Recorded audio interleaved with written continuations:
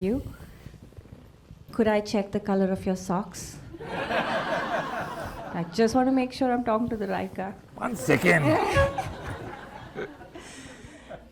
What a delightful film, and you felt the audience reaction, and I think it's everybody's thoroughly enjoyed it.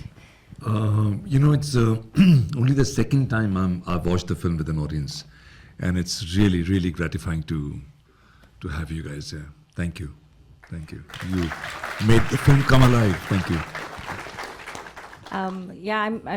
I think it's a completely different experience watching it in the theater, which is why I never miss a film in the theater. And for 2 years of not being able to do that for a filmmaker, my heart goes out for them. We all enjoyed virtual screenings, but nothing like this. So let's get on with it. You are a master of quirkiness, out of the box, lots of other things. And for those of you who've seen Rajat's work and know his body of work, you know that everything is different and unique. So do you gravitate towards, is this the way you think, or do you go looking for something different? I don't know how ideas come to you or what is attractive or why it is attractive to you. It is a mystery. But obviously there are things which pull you towards them, and you don't know why. And you don't even know what it means. Why, like the wife's character asked RKAY in this, why do you want to make this film? And he says, I don't know. And then that is the truth, But this has to be done. And to an extent that you're willing to give 3 to 4 years of your life to it, So obviously there's a strong pull. It's only after you make the film, hopefully one can understand why that film was important. But while you're making it, you don't really realize why. Now, having done a few films, I can look back and I see there's a pattern of characters who are obsessive. There's a recurrent theme of identity and so on. But I don't sit and think, okay, I should make a film about switching identities. No, but something around that theme comes again and again. Yeah. So for RKAY, I read somewhere that it started off with the germ of an idea of a man losing his reflection. So from there to here, if you can talk to the audience a little bit about your journey of processing, writing the story, as well as how long did this one take? In 5 years? The first thing that I wrote was in 2010, which is how it was then. I thought of a character. He was still RKAY, he was still a filmmaker, and one day he wakes up and he's anxious, and then one morning there's a big crash in the bathroom, and they go to the bathroom, and what happened? The mirror broke. They don't know how it broke, and then he realizes that his reflection has gone missing. And then the reflection comes, he finds it and brings it home, and then the reflection takes over his life. That was the initial draft.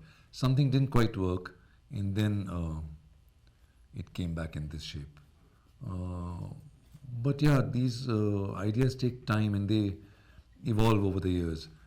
The trick is to, I suppose, live with them and either chuck them or they'll present themselves in a new form. And in RKAY, so you've called it a meta film, and I would love, it's new for me too, I kind of figure it out, and I'd love for you to share what that means, and were there any references? I know there's like an ode to the 60s with the film that's being made, but any other references that were popped up in your head when you were thinking, oh, this should be like that? Well, we wanted Mehboob to be very different from RKAY, so he had to come from almost a different era. So that kind of defined why RKAY is making a film like that. And then I do love the cinema of the 50s and 60s very much. She's called Golabo, that is Wahida Rehman's character in Pyasa. So yeah, so she is like a heroine of the 50s, and she's done a great job, Malika. And the villain is called K.N. Singh. Yeah, so it is set in a certain time, yeah. And then almost like a tribute to those films, which are very beautiful, very over the top, very unreal, and yet something very authentic about them, you know. In the good ones, the bad ones were really bad. And we won't talk about them. So in the making of the film, I could be wrong, but it felt like you had a lot of elements of theater. And again, I'm sure all of us here know that you do a lot of theater and have over the years. So, you know, the spotlight on the character. Yeah, we thought, okay, Mehboob runs out, so he brings his own light with him, you know. So wherever first we thought, okay, he'll find a place where there is light and sit always in light. But then we thought, okay, even better, he has a light always, wherever he is. Doesn't matter. Yeah, very theatrical. But my fear is also when somebody says theatre, I get scared because we try very hard for the films not to be theatrical, and yet there is I almost push myself in that direction because it can be a lot of fun, like in this film. It was a lot of fun. We'll attest to that. And then I think my next question, and I know I want a time crunch before, okay, is about, you know, you wore so many hats.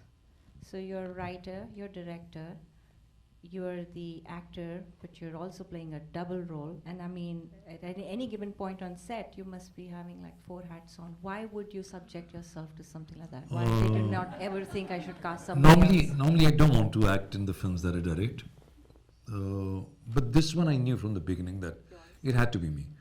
Because it makes sense only then, you know, so that people can ask me what socks I'm wearing, you know. It plays the meta part only then, you know. Otherwise, it's just a film about somebody. But yeah, also I've done a few films like that where I've acted and directed, and it's not difficult at all. I did a part in Aankhon Dekhi, Mixed Doubles, Kadak, and it's really not difficult. This film was difficult because I think I was playing a double role. Because normally when you're acting, you get something from the other actor opposite you. In this film, there was nobody opposite me, you know, so that was hard. And the assistants didn't want to say anything. So after the shot, I would look around and say, "Was it okay?" "Yes, sir. Good, sir. Good, sir." Just like RKAY. Yeah. Which brings me, okay, one last question. Okay, I'll open it after this. Is that is this very autobiographical? Are they? Nobody has run out from my films yet. No, it's not autobiographical at all. But the references are, I mean, the kids are called Rabi and Bevan. That's my kids. I work with Ranveer, so, you know, stuff like that. But it's not really autobiographical at all. It's any artist going through a breakdown, going through not sure about what he's doing. Very vulnerable. Vulnerable, yeah, and in a crisis before the film. It's 8.5 if you want, you know. Awesome. I know there are a lot of questions, and we'll take a few, and then I have a few more. But do I see any hands up? Okay, sir, right there. It's mainly a mention. I was thinking of a couple of classic European films about filmmaking. 8.5 is yeah, you just mentioned right. that one, and of course Truffaut also did film. But I will say yours has more humor than the classic films I've seen about filmmaking. Is that a good thing or a bad thing? I think it's a good thing, because for one thing, it's not only humor. What's the question? No, he just made a comment. You're right. He said it's a good thing. Yes. Yes. So, Thank you. early in the framing, you start off with a series of shots which are like recursion, right?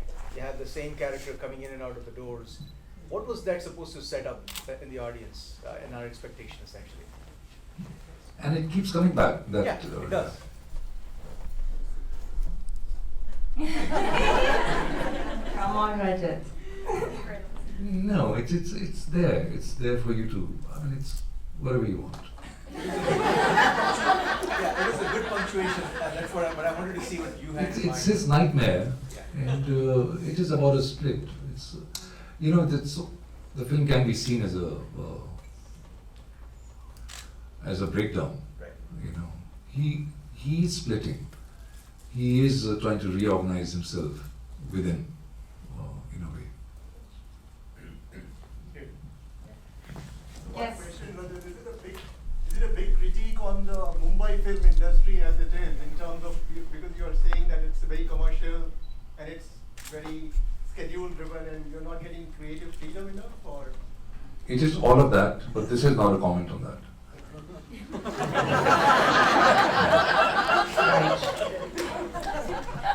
Yeah. Hi. Yes. So, can you also look at it in a way where the character Mehboob was RK's unconscious and also had his deeper desires, and can you also look at it in that way? You can. That is, like the wife says, he's just like you, only a little better. And very often the characters you create them because they're better than you.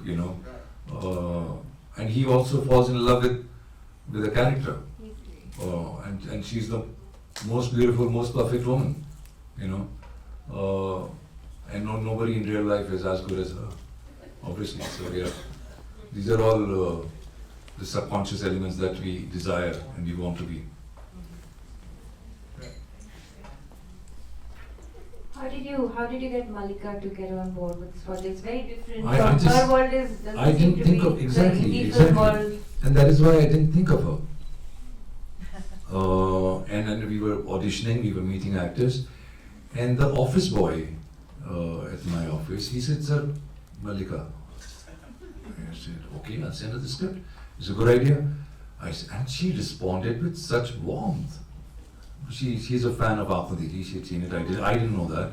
And like you said, she's for me another world. There's no connection. And she loved the script, and she was so keen to do this, and she was beautiful. She was just phenomenal to work with as a professional. She's very, very good. Yeah, so I'm glad we opted for her. Yeah, and I think it's good for her. It's such a different film for her to Yeah. do that. This might open doors in other ways. Sometimes an actor needs that one I thing know, to. yeah. Yeah. Do we have any other questions? What happened to the Austin Shy audience? Only the backbenchers are. Hey, I count. Oh yeah. ahead. Real quick. Oh, sorry. Go ahead. Sorry. I love that, your Mehboob, who stays back, actually believes in free will and can change destiny, and then RK, who goes back into the film, accepts fate.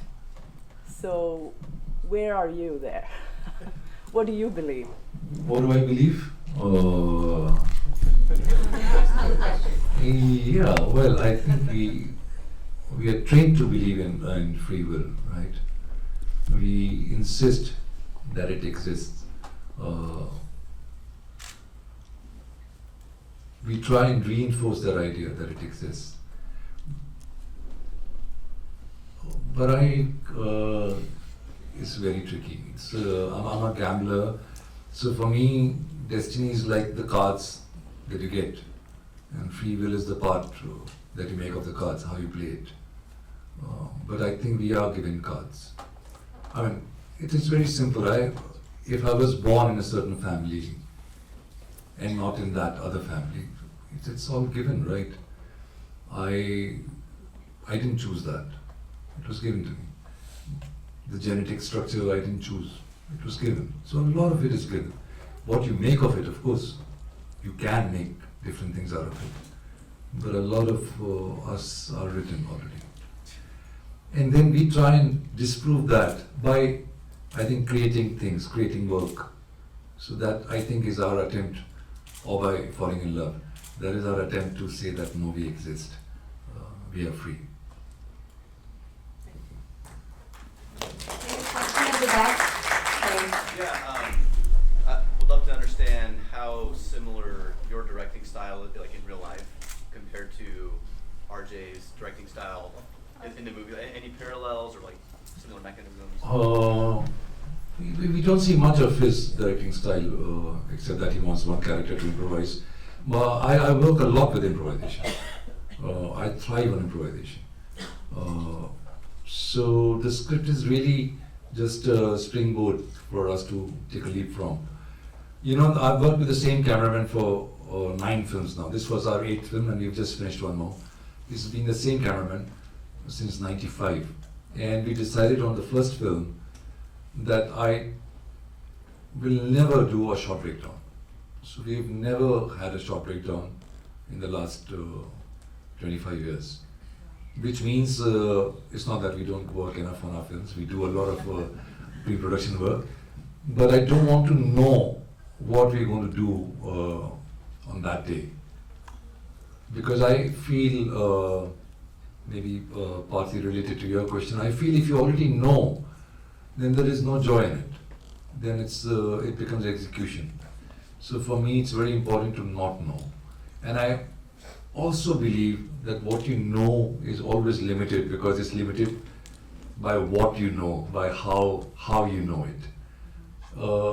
But when you take a step in a direction where you know nothing, you really might come back with something substantial.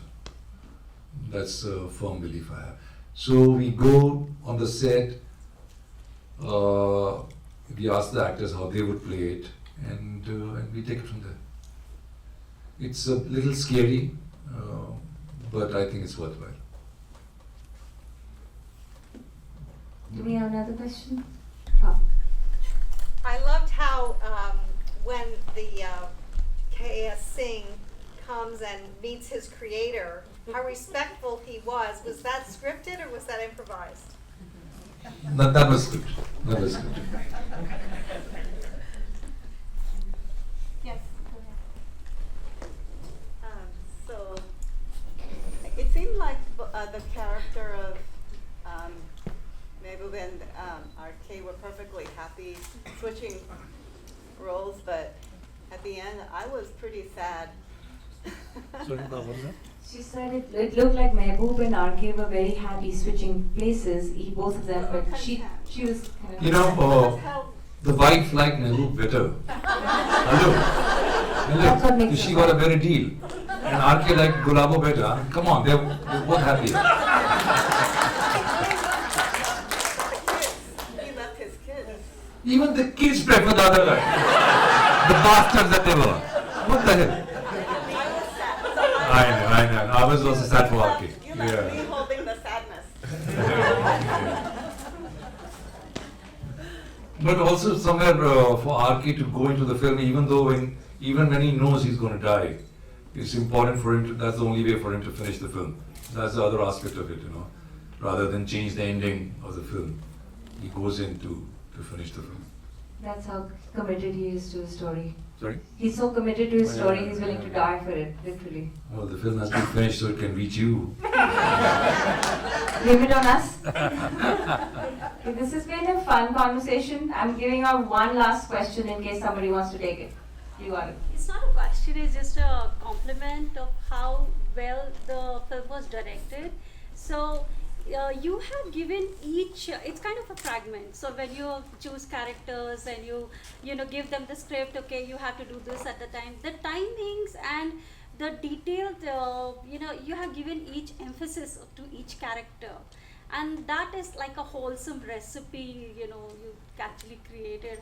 And sometimes, it's just with so much. Though there is too much of me in it, I know. But when you have done as a director, that the role you have done, it's a very subdued one. He listens to his wife, and then he is actually like, in his mind something is going on, but the whole series of it, you have actually, given a space to work, for other actors. It's not like only you everywhere. So Thank you. it was Thank you. beautiful. Okay, one question. Rajat, why did you choose yourself as the subject? Because, like I said, this film had to be with me for it to have that extra layer of meaning, an extra layer of what does it mean,